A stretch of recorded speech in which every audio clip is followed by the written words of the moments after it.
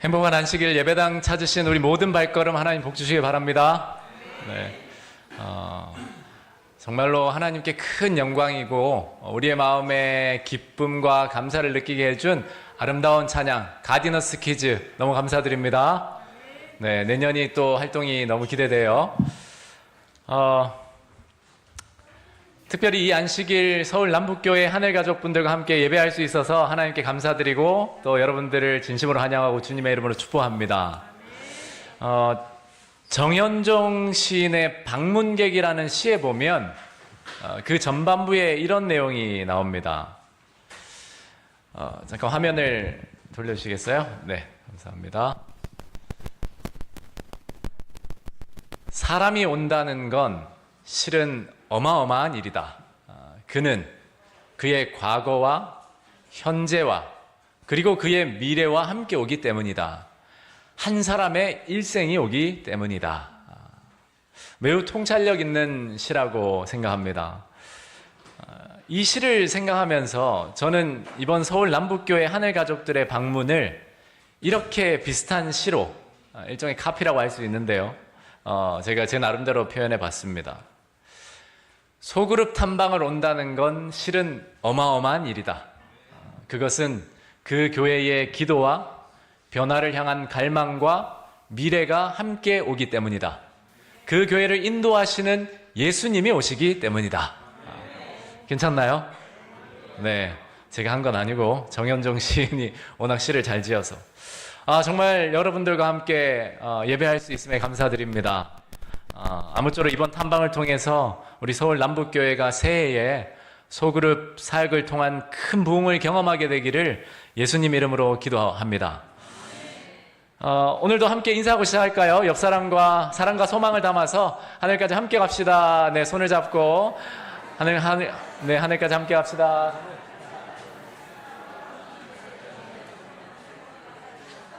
네. 감사합니다. 우리 하늘까지 꼭 함께 갑시다. 사실 오늘 날씨가 가을 날씨처럼 풀렸어요. 그런데 비가 오고 조금 기압이 낮아지면서 뭔가 기분이 묘합니다. 그렇죠? 그래서 우리의 마음을 다잡을 필요가 있습니다. 이 날씨 따라가다 보면 금방 졸립고 또 괜히 우울해질 수 있으니까 여러분들 정신 바짝 차리시고 오늘 이 하나님이 우리에게 주시는 말씀을 통해서 큰 위로와 또 용기와 힘을 얻으시기 바랍니다. 이번 주 우리가 함께 묵상한 내용은 시대의 소망 31장 산상수훈 전반부입니다.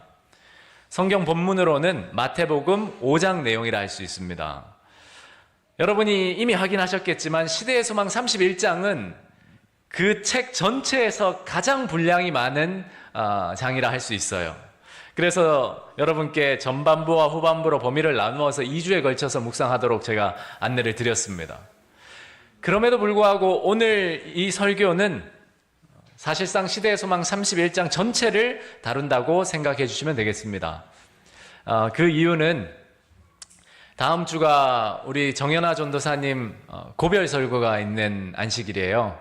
다음 주를 끝으로 이제 발령을 받아서 정식 목회자로 서종 앞에 이제 봉사하게 됐는데 그렇기 때문에 고별 설교만큼은 시대의 소망 장에 제한받지 않고 자유롭게 좀 설교하실 수 있도록 그렇게 제가 제안을 드렸고 오늘 시대의 소망 31장을 함께 나눌 때 전반적으로 살피도록 하겠습니다. 물론 여러분은 다음 주에 31장 나머지 부분을 그대로 묵상하셔서 소그룹에서 나눠 주시면 돼요. 그러나 그에 대한 설교는 오늘로 마쳐진다라고 생각하시면 되겠습니다. 물론 산상수훈을 3, 40분에 다 다룬다는 것은 불가능한 일입니다. 이 내용은 사실 1년 동안 설교를 해도 모자랄 내용이에요. 그만큼 깊고 방대한 내용입니다. 다만 오늘은 전체적인 이 내용을 거시적인 관점에서 함께 살펴보면서 산상수훈이 우리에게 주는 그 메시지의 핵심 의미를 생각해보고 우리의 삶에 좀 적용해 보려 합니다. 참고로 산상수훈과 관련해서 자세한 내용은 시대의 소망 31장에도 있지만 구속의 역사 시리즈 산상보훈, 산상수훈과 같은 말이죠. 그 책을 참조하시면 큰 유익을 얻으리라 생각됩니다. 그럼 이제 함께 본격적으로 말씀을 살펴보겠습니다. 먼저 본문 말씀 마태복음 5장 1절을 봉독하겠습니다. 예수께서 무리를 보시고 산에 올라가 앉으시니 제자들이 나아온지라. 산상수훈, 문자 그대로 산 위에서 베푸신 가르침입니다. 이걸 다른 표현으로는 산상보훈이라고 하죠. 산 위에서 베푸신 가르침인데 보배와 같이 귀하다라는 거죠. 그런데 예수님께서 이 귀한 가르침을 회당이나 그냥 평야나 어떤 집에서 하지 않으시고 산 위에서 하신 것은 우연일까요? 의도하신 걸까요? 의도하신 겁니다. 그것은 절대 우연이 아닙니다. 예수님께서 산에 오르셔서 앉으시고 그분을 따르는 제자들 그 곁으로 나와 그분의 말씀을 듣는 이 장면은 구약의 어떤 한 사건을 뚜렷하게 투영하고 있습니다. 그게 어느 사건일까요? 누가 말씀하셨나요? 오늘 성경 봉독을 하신 우리 이명옥 집사님 준비를 잘 하셨습니다. 아주 훌륭하세요. 시내산에서 하나님께서 그분을 따르는 백성들을 모아두시고 산 위에서 그분의 율법을 선포하시는 그 장면을 강력하게 투영하고 있습니다. 모세가 율법을 받기 위해 시내산에 올라갔듯이 예수님께서는 새로운 하늘나라의 법을 선포하시기 위해 산에 오르셨고 마태는 의도적으로 그 사실과 의미를 강조하고 대조하기 위해서 산에 올라가 앉으시니라는 말을 기록한 거예요. 그렇지 않다면 그 말을 빼도 관계가 없었어요. 그 가르침의 내용만 중요하다면 예수께서 말씀하시되 이렇게 기록할 수도 있었거든요. 그 중요한 두 사건을 비교해 보면 이렇습니다. 장소는 구약에서는 시내산이었고 이 산상수훈은 갈릴리 지역의 어느 산, 정확하게 알려지진 않았지만 예수님께서 주로 공생애 봉사를 하시는 그 갈릴리 지역의 어느 산이었어요. 전달자는 중보자 모세였고 산상수훈은 예수님이 그 입법자 되시는 예수님이 직접 선포하셨습니다. 핵심 내용은 십계명과 여러 율례들이었고 산상수훈에는 그 선포된 율법에 대한 깊은 의미를 재해석하고 밝혀주시는 거였어요. 그것을 받은 사람들은 출애굽해서 홍해에서 침례를 받고 하나님의 백성이 된 하나님의 이를테면 제자들 이스라엘 백성들이었고 산상수훈은 비록 무리들이 함께 있긴 했지만 여러분이 묵상하신 대로 제자들을 위한 말씀이었습니다. 그 핵심 메시지는 핵심 원리는 모세가 늘 여호와께서 말씀하시되 또는 여호와께서 가라사대라고 전달하였고 산상수훈에서는 나는 너에게 이르노니 너희는 세상의 빛이라 직접적으로 1인칭 화법으로 전달하셨습니다. 그러니까 이 시내산에서 외쳐졌던 율법이 다시 한번 예수님이 이 땅에 오신 다음에 갈릴리산에서 외쳐졌는데 그 깊은 의미가 더 밝히 드러났다라는 사실을 우리는 생각해 볼 수 있습니다. 그렇다면 여러분, 이 산상수훈의 핵심이 무엇일까요?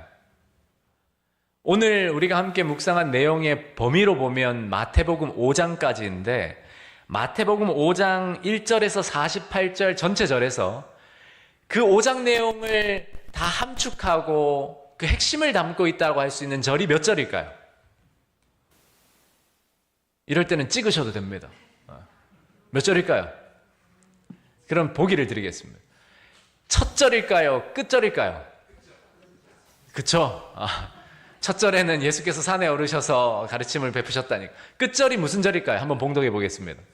그러므로 하늘에 계신 너희 아버지의 온전하심과 같이 너희도 온전하라.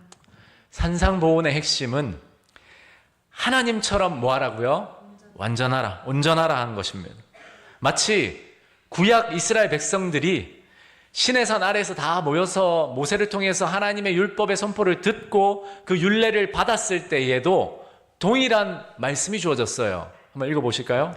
여호와께서 모세에게 말씀하여 이르시되 너는 이스라엘 자손의 온 회중에게 말하여 이르라. 너희는 거룩하라. 이는 나 여호와 너희 하나님이 거룩함이니라. 네, 이게 산상수훈의 결론입니다.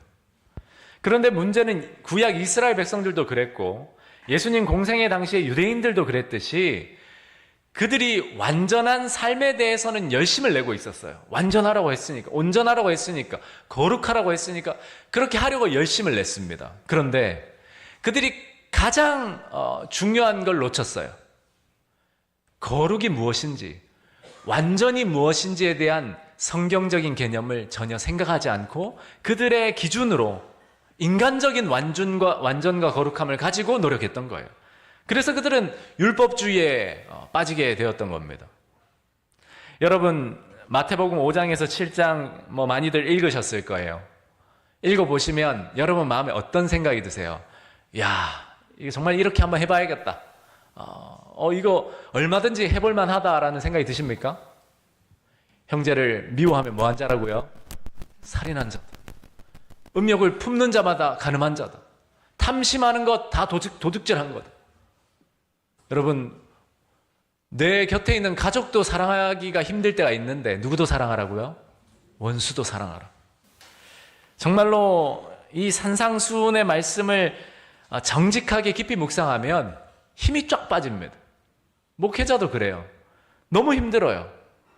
목을 콱 올가매는 것 같아요. 어떻게 이렇게 살지? 그런데 정말 놀라운 건 구약 이스라엘 백성들은 시내산에서 하나님의 율법이 선포될 때 뭐라고 말했는지 아십니까? 그들은 이렇게 이야기했습니다. 백성이 일제히 응답하여 이르되 여호와께서 명령하신 대로 우리가 다 행하리이다.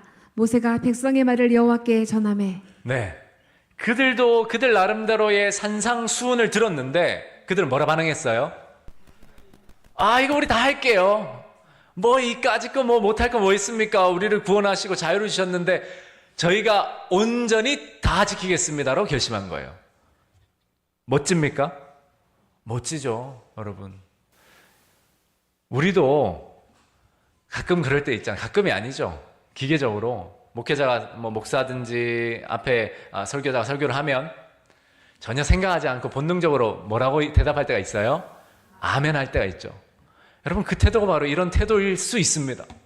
생각해보지 않고 아멘 안 하면 담임 목사가 힘 빠질까봐 아멘 해줄 때도 있고 또 습관적으로 불쑥 튀어나올 때도 있고, 물론 제가 여러분들을 다 판단하거나 정죄하거나 폄하하는 건 아닙니다. 진심으로 그렇게 하겠다라는 아멘, 또는 예수님 도와주십시오라는 믿음으로 아멘 하시는 분이 대부분인 거 알아요. 그러나 우리도 깊이 생각하지 않고 아멘, 저게 다 할게요, 열심히 해보겠습니다, 이번 한 주 저 정말 하나님 은혜 많이 받았으니까 이제 헌금도 제대로 하고 교회도 똑바로 나오겠습니다 라는 결심을 할 때가 있지만, 사실 하나님께서 우리에게 요구하시는 순종이 어떠한 순종인지를 알면 우리는 아마 아멘 못할 거예요. 하다가 말을 거예요. 여러분, 오늘 아멘 제대로 하셔야 합니다. 하다 하시는 분이 있는 것 같은데, 이스라엘 백성은 그렇게 자신만만하게 결심했어요. 그러나 우리가 산상수훈을 제대로 이해한다면 하나님이 우리에게 요구하시는 표준이나 그분의 율법은 우리가 감당할 차원이 아니라는 것을 알게 됩니다. 그런데 동시에 산상수훈을 제대로 이해하면 그 절망 가운데 희망을 발견하게 돼요. 당신의 자녀들에 대한 하나님의 이상은 가장 높은 인간의 생각이 도달할 수 있는 것보다 더 높다. 그러므로 하늘에 계신 너희 아버지의 온전하심과 같이 너희도 온전하라. 이 명령은 일종의 약속이다. 구속의 계획은 우리를 사단의 권세에서 완전히 회복시키는 것을 계획한다. 그리스도께서는 항상 겸비한 영혼에게서 죄를 분리시키신다. 그리스도께서는 마귀의 역사를 멸하시기 위하여 오셨으며 모든 회개하는 영혼에게 성령을 주셔서 그로 죄를 범하지 않도록 보존할 만반의 대비책을 세우셨다. 아멘. 여러분, 우리가 교회 나오는 거, 예배 드리는 거 사실 익숙하잖아요. 그거 어려운 일이라고 아멘 할 수 있습니다. 그러나 산상수훈을 묵상한 여러분들이라면 아멘을 할 때 그 일에도 하나님의 도우시는 약속이 필요함을 느끼고 아멘 하셔야 합니다. 하나님, 제가 예배를 나오는 것 하나도 하나님이 인도하시고 도와주시지 않으면 온전한 예배를 드릴 수 없습니다. 그러한 마음으로 하나님의 약속을 붙들어야 해요. 그게 바로 산상수훈에 담긴 놀라운 비결이자 은혜입니다.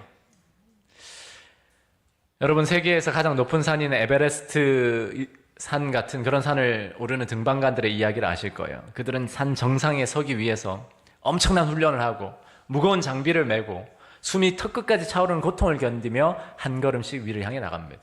우리는 종종 신앙생활도 그와 같다라고 착각을 해요. 마태복음 5장 이 산상수훈이라는 높은 도덕적 산 앞에 서서 그래, 내가 조금 더 노력해서 원수도 사랑하고 마음도 깨끗하게 하고 거룩한 생애를 살아야지. 하나하나 올라가 봐야지. 온유해야지. 화평케 해야지. 그렇게 등반가처럼 도덕의 정상을 오르고자 노력하면서 산상수훈을 생각한다면 여러분, 우리는 절망밖에 경험할 것이 없습니다. 이스라엘 백성들은 이렇게 올라갔어요. 하나님이 주신 그 율법을 어떻게 생각했냐면 이렇게 올라갈 수 있는 도덕의 정상이라고 생각했습니다. 물론 올라가야 해요. 그런데 그들은 올라갈 수 있다고 생각했습니다. 스스로의 힘으로. 마치 신의 산을 그들 스스로도 오를 수 있다고 생각했어요. 그러나 하나님께서는 신의 산을 누구만 오르게 하셨죠? 모세와 구별된 장로들과 제사장과 여호수아. 백성들은 아래에 있어야 했습니다. 여러분, 산상수훈은 우리가 정복해야 할 도덕의 정상이 아니라 우리의 무능함을 깨닫고 엎드려야 할 그 십자가 아래로 우리를 안내하는 진리의 안내자입니다.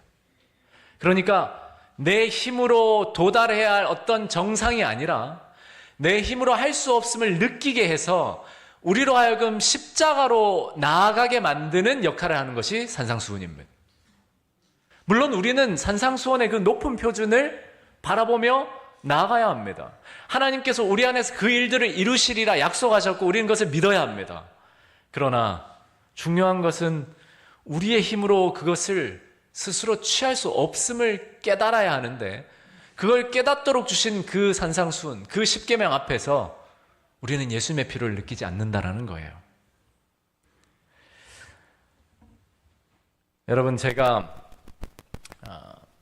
이 산상수훈이 올라가야 할 도덕적 정상이 아니라 우리의 무능함을 깨닫고 엎드려야 할, 십자가 아래로 내려가야 할 그런 교훈이라고, 진리의 말씀이라고 말씀드렸는데, 내려가야 한다는 표현을 사용한 이유가 있습니다. 죄가 세상에 들어온 이래로 모든 사람, 여러분 모두가 저를 포함해서 크고 작은 자아의 산 정상에 앉아서 세상을 바라보며 살아갑니다. 모든 사람이 그래요. 그 산이 비록 낮을 수 있어요. 원적산처럼 300-400m밖에 안 될 수도 있고, 우리가 얼마 전에 건강동에서 올라갔던 월악산처럼 1000m가 넘을 수도 있어요. 에베레스트 산처럼 높은 그 자해 산에 올라가 있는 사람도 있을 수 있어요. 그러나 중요한 것은 모든 사람이 죄가 세상에 들어온 이래로 자아의 산 정상에 앉아서 세상을 바라봐요. 그러니까 나보다 더 낮은 산에 있는 사람을 괄시하죠. 판단합니다. 저것밖에 안 되냐? 어떻게 저렇게 못 참냐, 사람이? 어떻게 저렇게 이기적이냐? 근데 그 사람이 그 사람보다 훨씬 높은 자아의 산에 있는 사람을 보면 어떻습니까? 괜히 주눅이 들어요. 난 왜 저렇게 못 살까? 그리고 그 사람도 그렇게 누군가를 정죄하며 살아요. 인간의 본성이 그렇습니다. 다 그렇지 않아도 우리는 다 자아의 정상에 살면서 누군가를 바라봐요. 그래서 우리는 그 산을 교만이라고도 부르고 이기심의 산이라고도 부릅니다. 그 산 위에 있는 우리가 산상수훈을 통해서 도덕적 정상으로 향해야 되는 것이 아니라 산상수훈을 통해서 뭐 해야 된다고요? 내려와야 합니다. 그 자아의 산에서 내려와야 해요.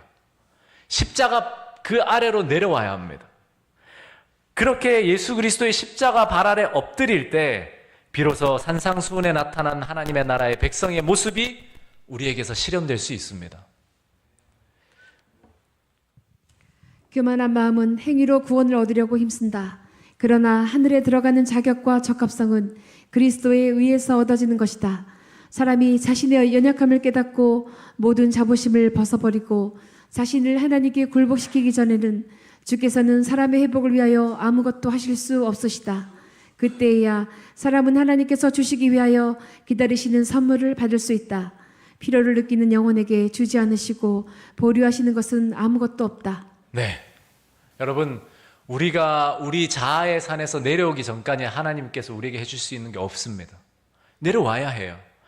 거기에서 내려오도록 만드시기 위해서 하나님께서는 때로는 여러 섭리로, 때로는 또 여러 말씀으로, 때로는 우리가 자초한 고난을 얼마간 당하도록 허락하시면서 그렇게 자아의 산에서 내려오게 만드세요. 그리고 십자가의 은혜로 이끄십니다.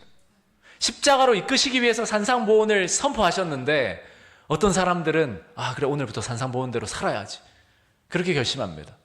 그게 나쁘다는 말씀이 아니에요. 무엇의 근거로 결심하느냐는 거죠. 내 힘으로? 내 의지로 할 수 있습니까? 이제 새해가 다가올 텐데 분명히 우리가 잘해보려고 결심할 겁니다.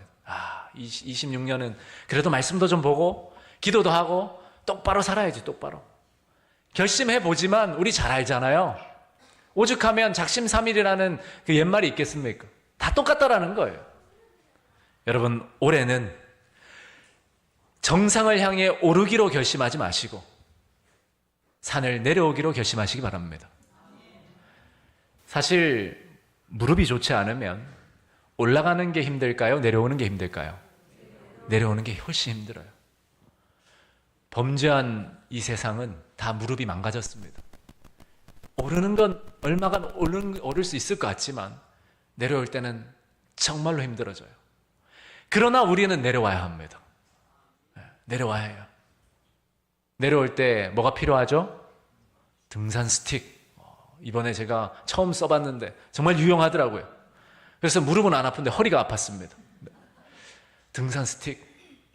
우리에게 어떠한 지팡이가 있습니까? 주의 지팡이와 막대기가 나를 안위하시나이다. 자아의 산에서 내려올 때 예수 그리스도의 지팡이를 의지하고 내려와야 합니다. 그리고 십자가 밑으로 나아가야 합니다. 산상수훈을 묵상한 우리라면 반드시 그렇게 해야 합니다. 하나님의 온전하심 같이 온전하는 것.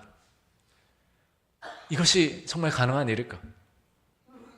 여러분, 산상수훈 5장 첫 설교가 팔복이잖아요.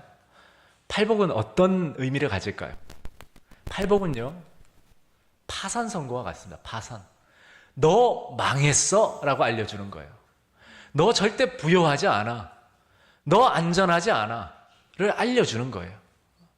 심령이 가난한 자, 애통하는 자, 이 모든 것들은 우리가 노력해서 얻는 덕목이 아니라 하나님 앞에서 내 의가 아무것도 아님을 깨닫는 그 영혼의 상태를 말합니다. 영적 파산을 선고받은 사람들의 것이에요. 그래서 시대의 소망에 자신의 연약함을 깨닫고 모든 자부심을 벗어버리고 자신을 하나님께 굴복시키기 전에는 아무것도 할 수 없다. 그래서 팔복을 통해서 우리를 자아의 산에서 내려오게 하시는 거예요.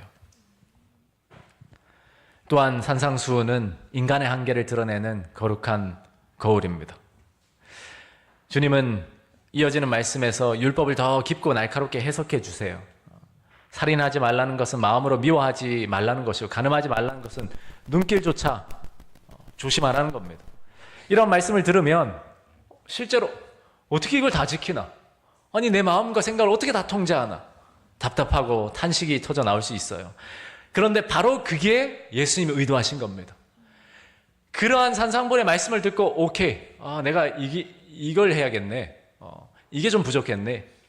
내년에는 이걸 좀 지켜야겠다. 예수님의 의도하신 바가 아니에요. 예수님이 의도하신 바는 하나님의 율법을 보여주시는 것은 와, 내 힘으로는 도저히 할 수 없는 일이구나를 깊이 깨닫고 누구의 필요를 느끼는 것이요? 예수님의 필요를 느끼는 겁니다. 여러분, 먼지 하나 없어 보이는 깨끗한 식탁이 있어요. 저희 가정에서 기회가 있어서 초대받아서 이렇게 식사를 하신 분들이 더러 계실 텐데 저희 테이블 보시면 하얗게 깨끗하잖아요. 정말 깨끗합니다. 행주로 빡빡 닦았어요. 그런데 거기를 현미경으로 보면 어떨까요? 여러분 식사 못하고 돌아가실걸요. 세균과 박테리아와 물론 실제로 그렇다는 건 아닙니다. 비유예요. 저희 집 또 오셔가지고 뭐 밥 안 먹는다 하시면 안 됩니다. 오늘 청년들 초대를 했는데 또 막 상을 보면서 이렇게 막 닦고 그러면 곤란해요. 여러분, 고성능 현미경을 보면 뚜렷하게 안 보이던 것이 보이듯이 산상수훈의 말씀을 통해서 우리 자신을 보면 우린 다 죄인입니다. 자랑할 게 없다니까요, 여러분. 내가 교회 수십 년 다니고 내가 교회에서 열심히 봉사하고 설교를 수백 번 하고 그거 좋은 일입니다. 그러나 그걸로 자랑할 게 없어요. 산상수훈으로 보면 그 설교조차도 가끔은 얼마나 자기 욕심으로 한지, 자기 감정으로 했는지, 칭찬받으려고 했는지, 봉사도 마찬가지예요. 이기적인 동기가 아니더라도 곰곰이 생각해 보면 야, 열심히 봉사했는데 그걸 알아주지 않으면 괜히 속상하고, 내가 열심히 헌신했는데 오해하면 이때까지 헌신한 것까지 다 곱으로 화를 내고 분노할 때가 우리잖아요. 자랑할 게 하나 없습니다. 하나님께서 예수님이 산 위에서 하나님의 거룩한 율법을 선포하시면서 그 의미를 밝히 비추실 때 우리에겐 빛이 완전히 비춘 거예요. 어두울 때 보이지 않던 모든 것이 이제 드러난 거예요.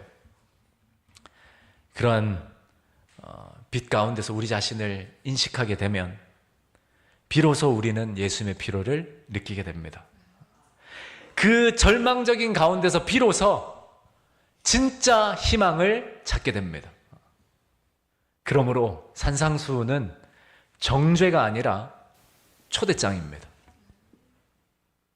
이 초대장을 받아들고 응답해서 예수님께로 나가면 거기에는 정말 하나님이 주신 큰 은혜가 있고 역사가 있고 능력이 있어요. 그런데 이걸 초대장이라 생각하지 않고 정죄라고 생각하면 하나님이 미워집니다. 적당히 좀 이야기하시지. 때로는 이걸 만만하게 그냥 도덕률로 생각하면 오늘부터 올라가 봐야겠다. 더 좋은 의지의 등산화를 사서 신고 더 비싼 헌신의 스틱을 손에 들고 그렇게 또 오르기 시작하는 거예요. 여러분, 그러나 하나님께서 우리에게 산상수훈으로 초청하십니다. 예수 깨우라. 내가 모든 것을 준비해 두었다. 내 안에서 떠나지 말고 나와 연결되어 있으면 이 모든 하나님 나라의 모습들이 너에게 실현될 것이다. 이때 우리가 믿음으로 뭐 하는 거라고요? 아멘 하는 겁니다. 여러분, 어린 아들이 무거운 돌덩이를 옮기려고 낑낑대고 있었습니다. 아버지가 옆에서 지켜보며 물었습니다. 아들아, 너가 가진 모든 힘을 다 쓰고 있냐? 왜 못 옮기냐? 아들은 땀을 흘리며 이야기를 했습니다. 아빠, 죽을 힘 다해서 하고 있어. 근데 너무 무거워요. 그러자 그 아버지가 이렇게 이야기했다고 합니다. 아니, 너는 아직 모든 힘을 다 쓰진 않았어. 너는 아직 바로 옆에 있는 나에게 도와달라는 요청을 하지 않았잖아. 여러분, 우리가 신앙생활 하면서 저도 뭐 짧게 40년 어머니 뱃속에서부터 시작했지만 노력하고 노력해서 이젠 됐구나 느낀 적 있으십니까? 없어요. 그럼 그 지점이 올까요? 아니요, 오지 않습니다. 여러분, 우리가 죽을 힘을 다해 봤습니까?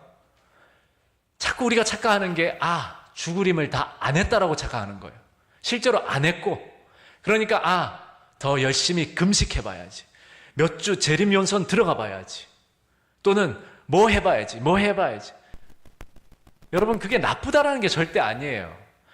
그런데 가장 중요한 것은 죽을 힘을 다한다는 것은 내 힘을 다하는 것이 아니라 죽은 힘을 다해서 예수님을 붙잡는 거예요. 이 자리에 모이신 우리 모든 하늘 가족 여러분, 우리는 오늘 산상수훈이라는 높은 산 아래에 서 있습니다. 여러분은 아직도 이 산을 제 발로 걸어 올라가 도덕의 정복자가 되려 애쓰십니까? 예수님은 오늘 우리에게 말씀하십니다. 더 오르려고 힘쓰지 마라. 너의 힘으로 오르려고 힘쓰지 마라. 대신 내가 없으면 살 수 없음을 인정하고 내 손을 잡고 올라가야 한다. 산상수훈의 끝은 높은 산 봉우리가 아니고 가장 낮은 곳에 세워진 십자가가 되어야 합니다. 한 남자가 도저히 넘을 수 없는 담 아래에서 추위에 떨고 있습니다. 곧 있으면 얼어 죽어요. 그런데 그 담에는 사다리가 걸쳐 있습니다. 그런데 참 아이러니한 건 이 사람이 얼어 죽지 않기 위해서 불을 떼고 있는데 뭘로 떼고 있어요? 그 사다리로 불을 떼고 있습니다. 그 사다리를 오르기만 하면 담을 넘는데 얼어 죽지 않으려고 노력하고 있는 거예요. 여러분, 이러한 모습이 우리 신앙생활의 모습은 아닌지 생각해 봐야 합니다. 도덕의 사다리. 우리가 올라가는 거 유익한 일입니다. 그러나 중요한 것은 우리는 예수 그리스도를 의지해야 합니다. 예수님이 행하셨던 그 도덕적인 모습을 보고 우리 스스로 따라하려고 하는 것이 아니라, 물론 예수님 안에서는 흉내내고 따라하고 또 모본 대신 예수님을 따라가야 합니다. 그러나 중요한 것은, 가장 큰 원리는 예수님께 연결되어 있어야 하고 예수님을 의지해야 합니다. 매 순간 예수님의 필요를 느끼지 않는다는 것은 위험 사인이에요. 오늘 예배 시작 전에 성경 봉독자가 나와서 봉독한 성경절이 무엇인지 기억하시나요? 시편 1편 1절 2절입니다. 다시 한번 읽어볼까요? 복 있는 사람은 악인들의 꾀를 따르지 아니하며 죄인들의 길에 서지 아니하며 오만난 자들의 자리에 앉지 아니하고 오직 여호와의 율법을 즐거워하여 그의 율법을 주야로 묵상하는도다. 여러분, 산상수훈을 설교하는데 제가 왜 시편 1편을 인용했을까요? 왜 이걸 봉독절로 선택했을까요? 다윗은 복 있는 사람이 오직 여호와의 율법을 즐거워하여 그 율법을 주야로 묵상하는 사람이라고 노래합니다. 여기에서 복은 아슈아르인데, 신약에서 예수님이 말씀하셨던 그 심령이 가난한 자는 복이 있나니와 거의 같은 단어예요. 헬라어 히브리어 헬라어지만 이 헬라어를 히브리어로 번역할 때는 이 단어를 쓰는 거예요. 70인역에서. 같은 의미입니다. 그런데 다윗이 복 있는 사람이라고 이야기했는데, 잘 생각해 보면 복 있는 사람은 여호와의 율법을 순종하고 지키는 사람이라고 이야기할 법한데, 뭐 하는 사람이래요? 주야로 묵상하는 사람이래요. 여러분, 이거 이상하다 생각해 보신 적 있으십니까? 복 있는 사람은 여호와의 율법을 즐거워해서 그 율법을 한치의 오차도 없이 지키는 사람이다 라고 시를 쓸 법한데, 뭐 하는 사람이래요? 묵상한대요. 이거 너무한 거 아닙니까? 집사가, 장로가, 목사가 지켜야지 무슨 묵상만 하면 됩니까? 여러분, 저는 도덕적인 걸 지키지 말아야 된다고 말씀드리는 게 아니에요. 우리 그리스도인들은 누구보다 도덕적으로 살아야 합니다. 일반적인 관점에서라면 우리는 도덕의 정상에 가 있어야 해요. 그러나 복음적인 관점에서는 우리는 늘 예수님의 필요를 느껴야 해요. 다윗이 그 율법을 주야로 묵상하면서 느꼈던 게 뭘까요? 내 힘으로는 이 거룩하고 온전한 생애를 살 수 없다. 누구의 필요를 느꼈을까요? 예수님의 필요를 느꼈어요. 그래서 그 예수님의 필요를 느끼는데 다윗이 제사제도를 알고 있었잖아요. 복음을 알고 있었어요. 그러니까 율법을 주야로 묵상하면서 자신의 필요를 느낄 때마다 뭐 할 수 있게 된 거죠? 감사할 수 있게 된 거예요. 구주가 계시는구나. 그러니까 그 율법이 더 이상 부담스러운 게 아니라 기쁘고 즐거운 게 된 거예요. 여러분, 십계명 그렇게 묵상해 보셨습니까? 십계명 볼 때마다 여러분 부담스럽고 때로는 짜증나지 않으세요? 이거 왜 이렇게 고리타분하게 이거 어떻게 지키나? 그러나 여러분, 복 있는 사람은요, 여기에서 복은 뭐 물질의 복 이런 복이 아니라 행복하다의 복입니다. 행복한 사람은 율법을 주야로 묵상한대요. 행복한 사람은 산상수훈을 주야로 묵상합니다. 왜? 하나님이 우리를 위해 모든 걸 예비해 두셨으니까. 예수님 안에서 이 모든 것이, 이 의가 이루어지니까 볼 때마다 감사하고 볼 때마다 기쁜 거예요. 그러므로 산상수훈의 말씀을 묵상한 인천 새천사교회 믿음의 가족 여러분, 서울 남북교회 하늘가족 여러분, 이 시간 다시 예수님을 바라봅시다. 믿음으로 예수님을 바라보면, 그분만 바라보고 살면 산상수훈에 나타난 하나님의 나라와 그 나라의 백성의 삶이 우리의 것이 되게 하시겠다는 것이 하나님의 약속이에요. 물론 우리는 정말로 엄격 민감한 양심을 가지고 도덕적인 사람이 되어야 해요. 다음 한 주도 그렇게 사셔야 합니다. 그러나 마치 내 힘으로 하나님의 거룩을 이룰 수 있는 것처럼 그렇게 도덕의 산을 올라서는 안 돼요. 예수 그리스도를 믿는 믿음 가운데서 하나님이 주신 말씀을, 하나님이 우리에게 말씀하시는 양심의 소리를 듣고 따라가야 합니다. 그렇게 하면 하나님께서 우리 안에 산상수훈의 핵심이라고 할 수 있는 하나님의 온전하심을 우리 안에 이루어 주실 것입니다. 이 시간 예수님을 믿음으로 바라보는 우리 모두가 그러한 하늘의 은혜를 받아 또 세상에 증거하는 자들로 서게 되시기를 예수님 이름으로 축복하며 말씀을 마치겠습니다.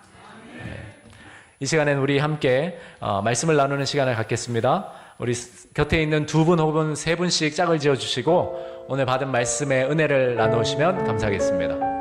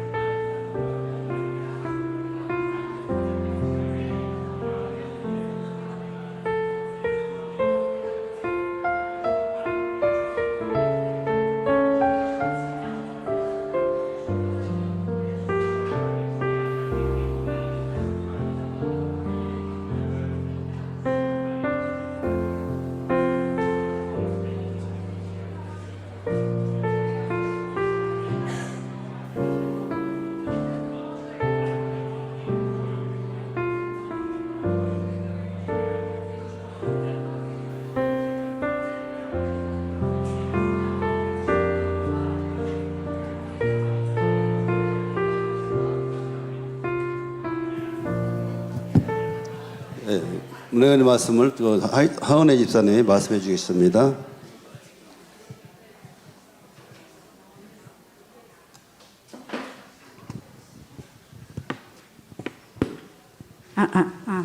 오늘 설교 말씀을 통한 산상수훈 말씀을 통해서 깨달은 점은 하나님처럼 너희도 온전하라. 하나님의 약속을 붙드는 것이 중요함을 알았습니다. 내 힘으로 할 수 없음을 깨닫고 좌우산 정상에 올라다 바라보면 다른 사람을 정죄할 수 있다. 그 결과는 교만함과 이기심이 된다. 그래서 좌우산에서 내려와서 십자가 발 아래 엎드릴 때 나의 자아의 연약함을 깨닫게 된다. 그러므로 예수님의 필요를 느껴야 됨을 오늘 설교를 통하여 알게 되었습니다. 그러므로 저에게 필요한 것은 마음이 겸손한 자가 되어야겠다는 생각이 들었습니다. 저에게 소망이 있다면 사는 동안에 예수님 곁에 꼭 붙어 있기를 소망합니다. 네, 하은혜 지사님 주님의 이름으로 축복합니다. 네, 헌금 시간입니다. 그런즉 너희는 먼저